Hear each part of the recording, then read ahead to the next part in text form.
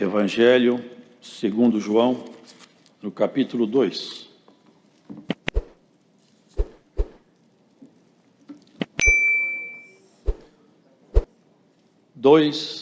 Do Evangelho narrado por João.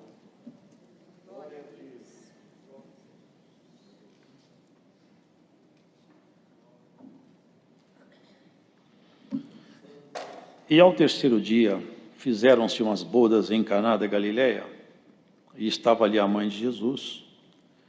E foi também convidado Jesus e seus discípulos para as bodas. E faltando vinho, a mãe de Jesus lhe disse: não tem vinho. Disse-lhe Jesus: mulher, que tenho eu contigo? Ainda não é chegada a minha hora. Sua mãe disse aos serventes: fazei tudo quanto ele vos disser. E estavam ali postas 6 talhas de pedra para as purificações dos judeus.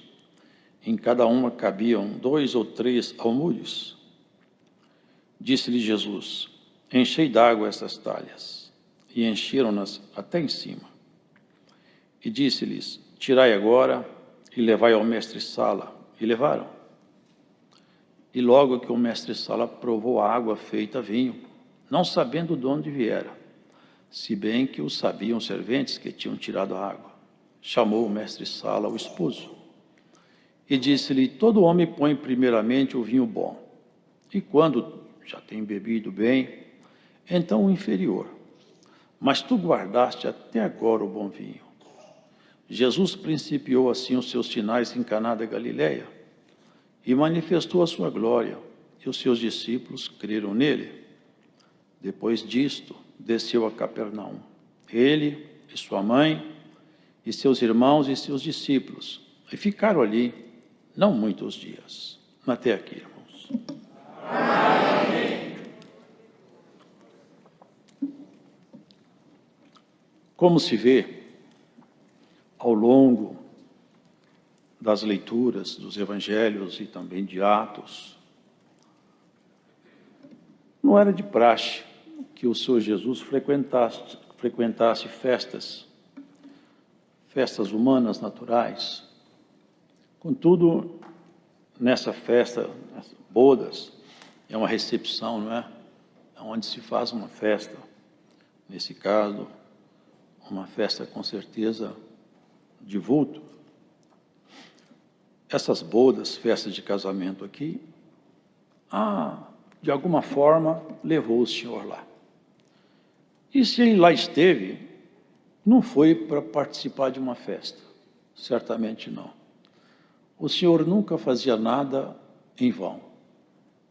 Não era a sua missão se divertir ou participar de festas humanas. Ele tinha um propósito, sempre ele teve um propósito. Tudo que ele faz tem um objetivo claro, profundo, e transcende muitas vezes a nossa compreensão. Nessa festa existem elementos interessantes e diálogos também profundos. Primeiro que essa festa não era ele quem promovia, tampouco sua mãe. E ela chamou a ele, dando como que uma indireção, uma informação. Acabou o vinho. Mas ele não era provedor de vinho, nem era provedor da festa. Cuido eu, era bem provável que ele poderia ter dito à sua mãe que começaria a fazer algum sinal, porque não faria sentido esse diálogo, visto que ele não deveria prover nenhum vinho ali. Mas Maria falou com Jesus. Era uma mãe falando com o filho. Mas a resposta não foi de um filho com sua mãe. Foi de um Deus com a sua criação. Mulher, que tenho eu contigo? Já não era Jesus, o filho de Maria, que falava.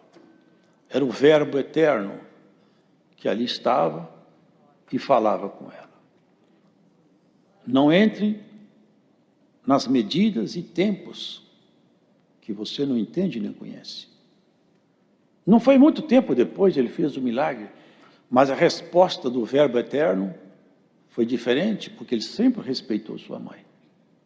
Mas aqui era o Deus falando com a sua criação. Mulher, que tenho eu contigo?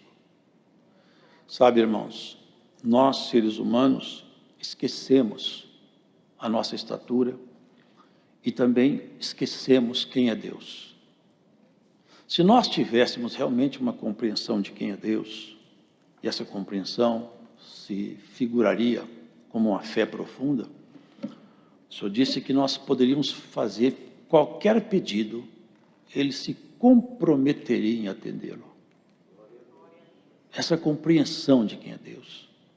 E a história narra homens que compreenderam profundamente e foram até os limites humanos naquela força que a fé levou. Aqui, logo depois, ele falou para os serventes. Sabe aquelas talhas que estão lá fora? Eram 6 talhas. Encheias de água, até em cima.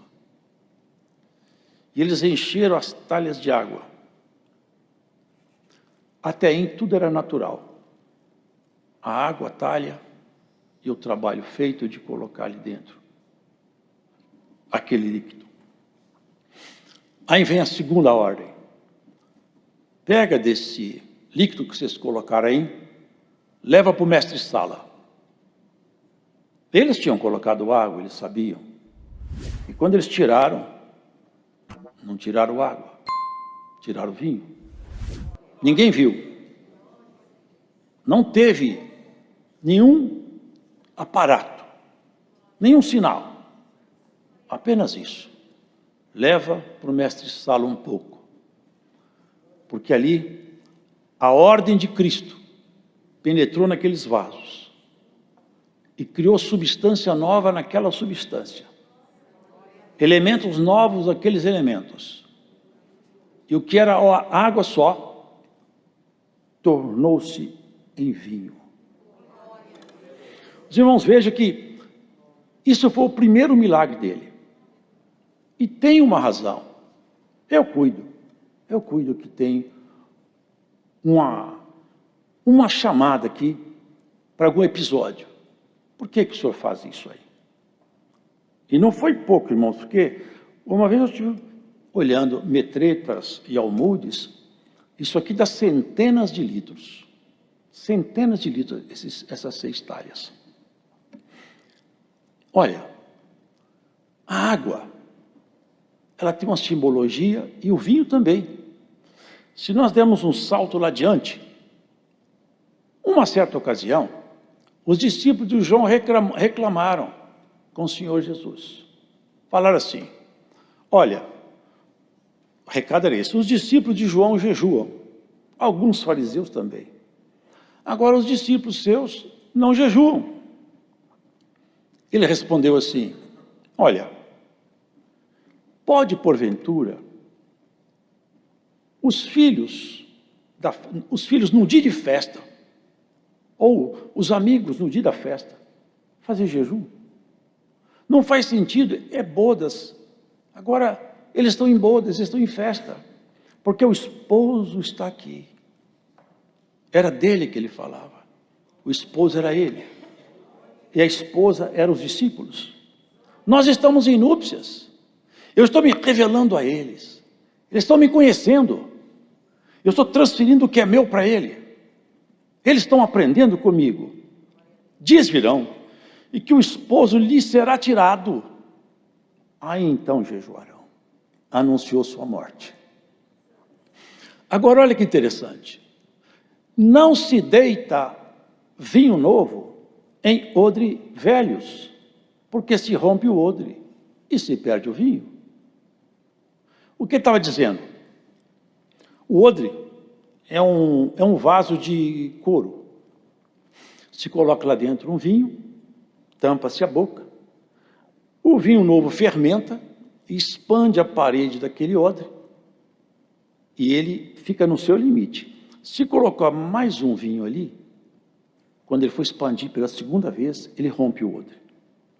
Ele estava dizendo o seguinte: olha, jejum que vocês estão fazendo, ele não tem valia, porque o coração de vocês está contaminado com vinho estragado.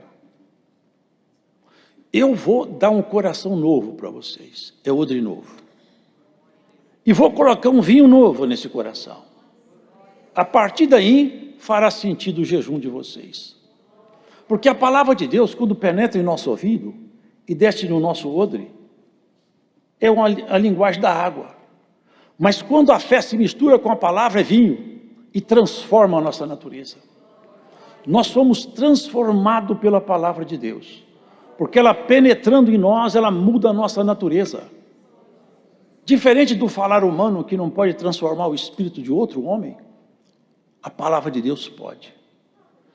Ela entra em nós, é só a voz, é só um som que vibra no ar. Quando desce no coração e mistura com fé, faz uma mudança absurda. Isso era o anúncio. Ele fazia ali uma transformação de água em vinho. Aquelas talhas. Irmão, se nós fizermos uma visita ao passado, aconteceu no passado algumas dispensações de Deus. Aquelas talhas estavam vazias, porque mandou enchê-las. Se nós voltarmos lá atrás, no princípio, quando o homem saiu do Éden, vamos encontrar uma terra completamente contaminada, porque essas talhas eram para a purificação dos judeus. Tinha uma finalidade, era para a purificação. Se nós voltarmos lá atrás, nós vamos encontrar uma terra completamente contaminada, entenebrecida, violência, maldade, toda sorte de pecado, a ponto de Deus se irritar de uma maneira tal que ele chegou e procurou debaixo do sol alguém que ele pudesse descansar alguma promessa nele. E procurou, e achou um homem chamado Noé. E fez com ele uma aliança. Falou: Noé, eu vou fazer uma aliança com você. Porque olhando a terra, eu me enjoei, eu me enojei de tanta coisa horrível que eu vejo acontecer aqui. Contigo, eu faço uma aliança. Eu vou destruir a terra inteira.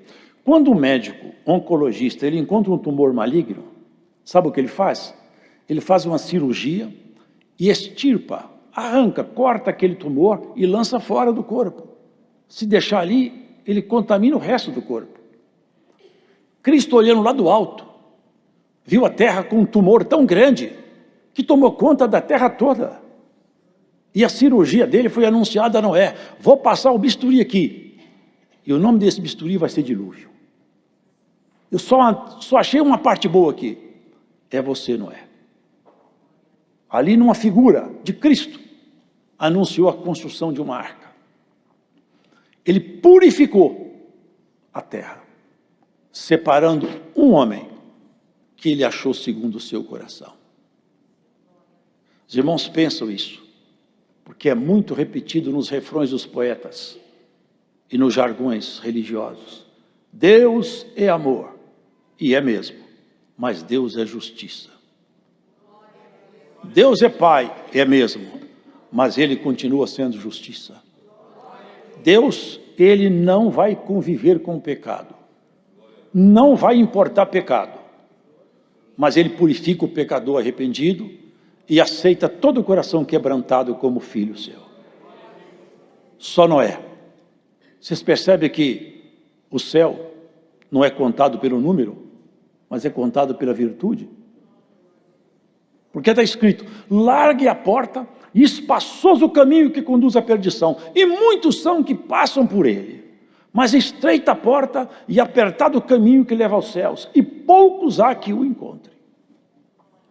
Dá graças a Deus, porque Deus, passando por você, achou seu coração inclinado a aceitar a sua palavra. Isso é uma virtude que vem de Deus, nos escolher. E a aceitação vem de nós, porque se nós não aceitarmos, a escolha dele sobre nós fica infrutífera. mas a terra seguiu. Os irmãos lembram? Adiante encontrou ele outro homem, que na terra de Ur, contaminada por idolatrias, carregada de coisas erradas, encontrou um outro homem e pôs ele em teste. Colocou aquele homem para chegar nos limites que um ser humano pode chegar. Falou com ele, Abraão, chamava Abrão, vou fazer com você um trato. E falou que ia abençoar a descendência dele. E falou, você vai ter uma descendência tão frutífera, é mais do que o número das estrelas que estão no céu, é mais do que o número das areias que estão no mar. Falou com ele tantas coisas, mas colocou ele em teste. Pediu seu filho, seu único filho. E ele levou o filho ao altar do sacrifício. E os irmãos conhecem bem essa passagem. Um gesto que fica para sempre nos anais da história do povo de Deus. Um homem que amava seu filho, seu único filho, o filho da sua velhice. E Deus lhe pede aquele filho. Ele escondeu da mulher, porque a mulher não aceitaria. Escondeu dos seus servos que foram com ele. Fica vocês aqui embaixo. Esse assunto aqui só eu sou capaz de executar. Logo, ele voltou com o menino e com o nome de Abraão. Ele chamava Pai Exaltado. O Senhor falou com ele, você não vai chamar mais Abrão, que em hebraico quer dizer Pai Exaltado. Você vai chamar agora Abraão, pai de uma multidão. Ali Deus purificou uma linhagem. A segunda talha foi achada. Ali houve uma purificação. Foi criada então a nação de Israel. Começou ali, que não tinha esse nome. Começaram ali a surgir então a estirpe dos hebreus. E por um bom tempo, os descendentes, irmão, vê Jacó, logo ali Cristo apresenta-se a ele, numa visão, quando ele deitou a cabeça numa pedra, aquela pedra representava o verbo eterno, e ali naquela pedra, ele viu Jesus. Como? Ele viu uma escada, que a base dela ficava na terra, e o topo lá no céu. O único que tinha o pé na terra e a cabeça no céu, o nome dele é Jesus. Porque ele falava, o Filho de Deus, que está no céu. Porque ele nunca perdeu a conexão eterna dele. Ali, Jacó viu Jesus e deitou em Cristo, descansou e teve visões. A segunda purificação seguiu a linhagem dos hebreus. Foram para a casa de Faraó, porque a história é longa. E lá se contaminaram, se tornaram prisioneiros, porque haviam se esquecido de um homem chamado José, cujo valor foi reconhecido pela casa de Faraó. Ali, Deus apresentou-se a um homem no deserto, fugindo. Ele havia aprendido toda aquela arte, aquela ciência egípcia, que era maligna. Ele aprendeu tudo. Foi criado na casa de Faraó. Um dia lá, no deserto, uma sarça ardia e não se queimava. E curioso, ele chegou perto da sarça. E uma voz nasceu ali e falou, tira o sapato dos teus pés. Aproximado aqui. Como quem ensinava a ele. Pode tirar o sapato, porque tudo que você aprendeu até hoje não vai servir para nada, para aquilo que eu vou te enviar. Esqueça tudo que você aprendeu na casa de Faraó. Ali começou uma terceira purificação. Ali Moisés foi colocado como homem para tirar Israel. Irmãos, Egito foi uma nação que fez pacto com as trevas. E eu provo dentro da Escritura isso. Fez pacto. Foi uma coisa horrível. Precisava de uma purificação. Precisava do povo sair do Egito, mas precisava do Egito sair do povo. Sabe por quê? Aqueles magos, aqueles feiticeiros trabalhavam com alta magia. Quando Moisés fez o rio virar sangue, aqueles magos fizeram igualzinho. Depois Moisés fez subir rã, eles fizeram igualzinho. Quando Moisés fez o pó da terra virar piolho, eles tentaram fazer, não deram conta. Porque também tem limite para Satanás operar, e Deus para o limite dele rápido. Glórias a Deus. E Deus vai parar alguma coisa que está perturbando uma família. Por esses dias, a mão do Todo-Poderoso vai parar alguma coisa que perturba a sua casa. Glórias ao Senhor.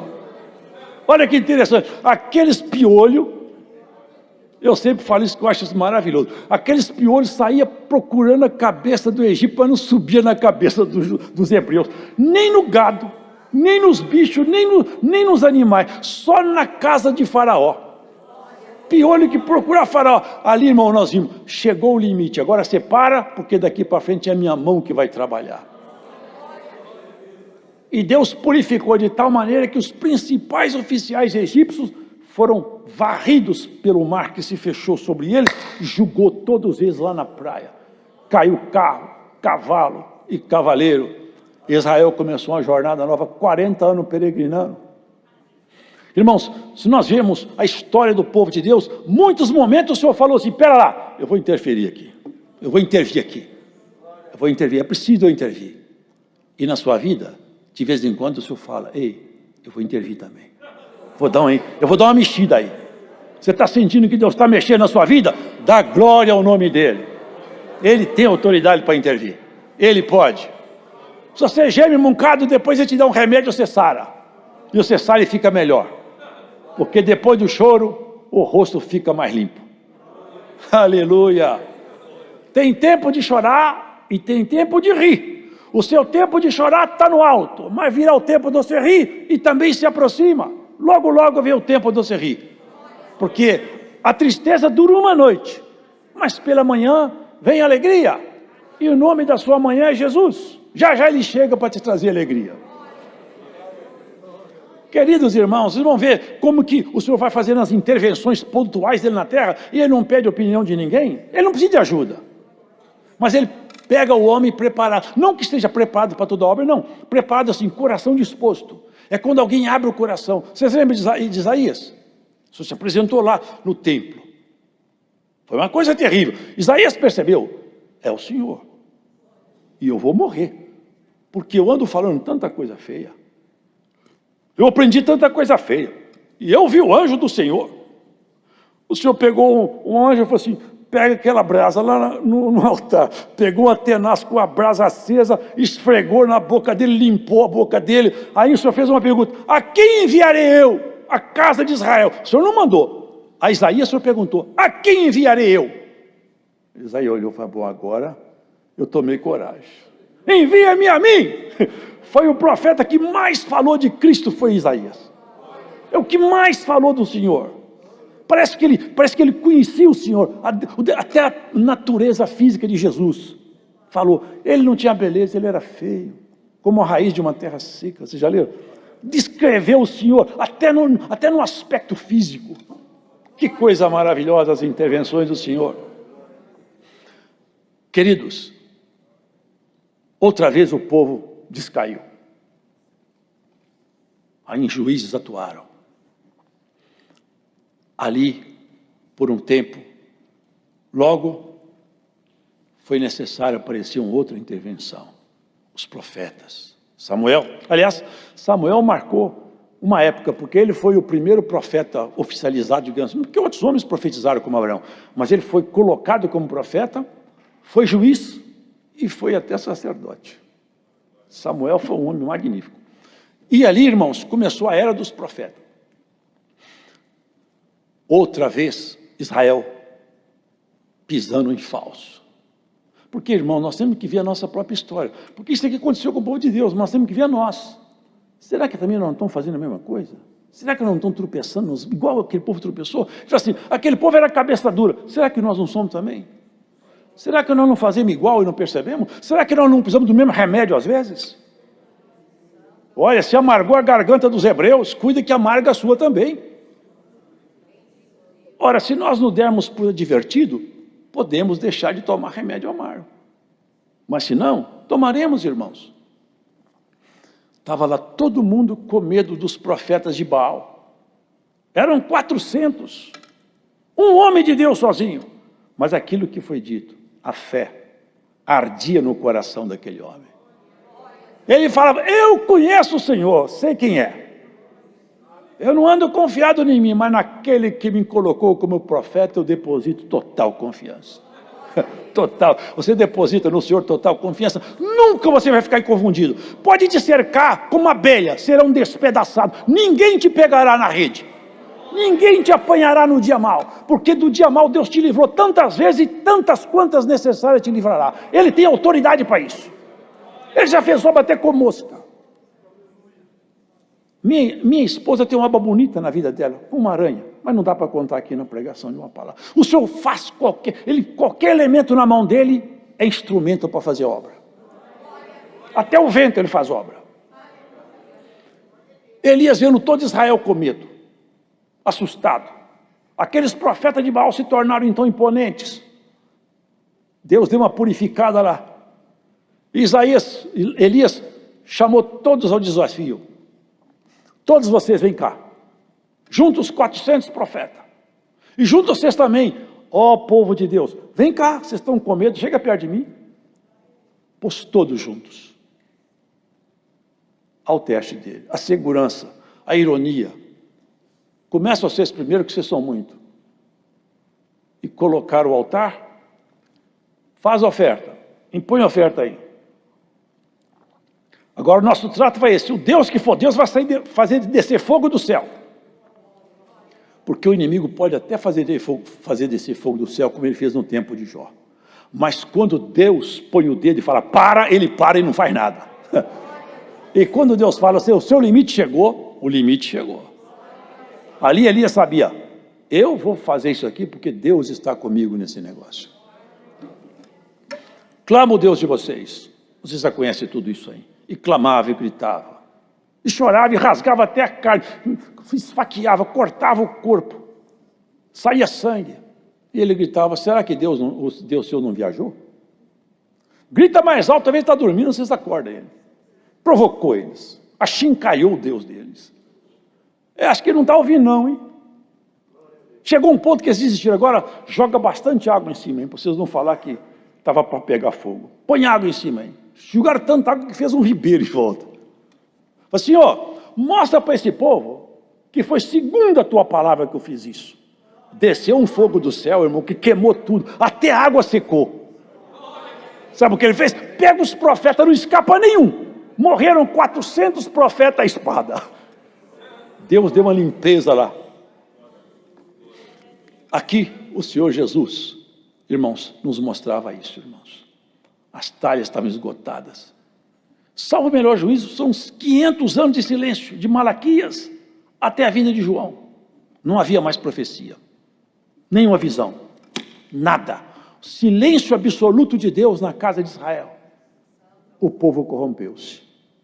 Já os fariseus não entendiam com os saduceus, cada um interpretava como queria, começaram a criar regra em cima de regra, doutrina em cima de doutrina, peso em cima de peso, medida em cima de medida, e estava insuportável.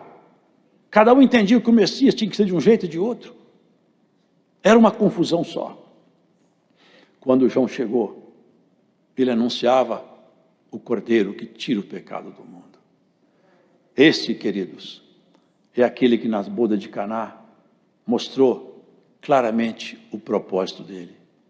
É transformar a essência, o coração, o outro. Ele falou para Nicodemos, você tem que nascer outra vez. Queridos, bem-aventurados são todos quantos sabem qual é a sua vocação e buscam em Deus o aperfeiçoamento e não se conformam com suas próprias limitações. Todas as vezes que você vê um defeito em você e não gostar dele, ele ainda não é seu.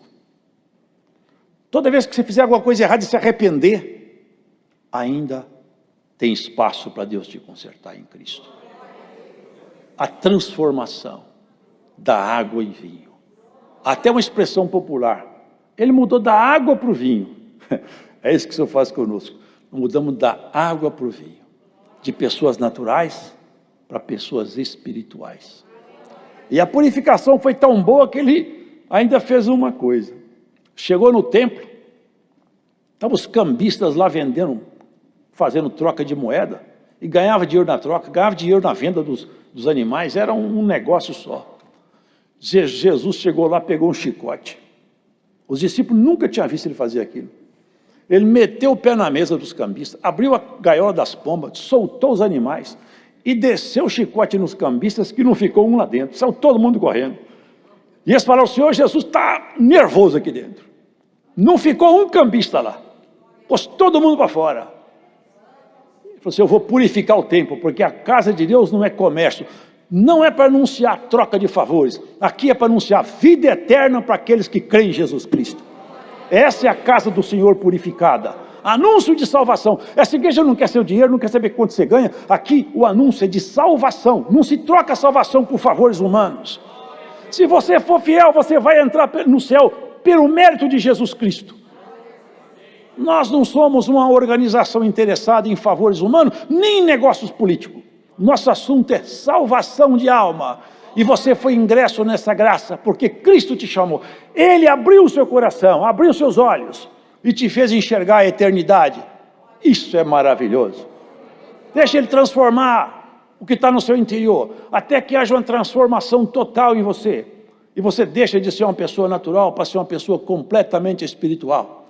Não tem mais medo da morte, não tem mais medo da velhice, nem do desemprego, nem da doença, porque você sabe, Deus está comigo. Haja o que houver, Deus está comigo e está de bom tamanho. Você com Deus sempre será a maioria e sempre vai vencer. Você pode estar com o mundo inteiro do seu lado. Se Deus não estiver contigo, você está perdido. Mas se Deus estiver com você, você pode estar sozinho, que você vai vencer. É isso que importa. Deus estando conosco é tudo que nós queremos. Pode falar mal de nós, pode atacar, não tem problema. Deus está conosco, é o que nos basta. Glórias a Deus. Deus seja louvado. Amém. Agradecemos a Deus em oração.